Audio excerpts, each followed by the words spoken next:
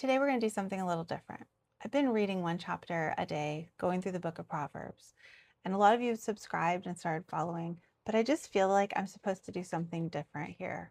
I started reading chapter 14, and really just this very first verse jumped out at me, and I felt like I just need to stop here and read that. So it says, "Every wise woman builds her house, but the foolish one tears it down with her own hands. He who walks in his uprightness fears the Lord, but he who is perverse in his ways despises him."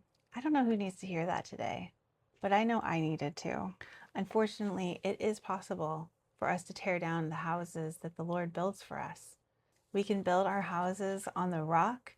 We can build our houses not on sinking sand, and yet we can still tear them down brick by brick by our own pride, by our own motives, by running ahead of the Lord's will. Just recently, my husband and I had a pretty big prayer request.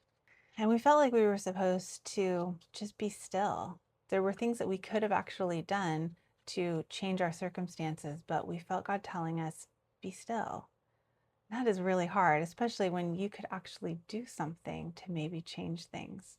But in the end, God was right, and we needed to be still because He answered our prayer in a way we weren't expecting. That's just one way. We can tear our homes down. We can tear what God has built in our marriages, in our families, in our lives, in relationships, in our churches. We can destroy what the Lord has built when we run ahead, when we don't fear the Lord, and we trust ourselves above Him. The Bible tells us all the time, don't be wise in our own eyes. God is so good. I have been just reminded of that over and over. This week I'm working at our church camp, and I've had the opportunity to pray with so many people working in our prayer hive, and we are seeing prayers answered. We're seeing people encouraged.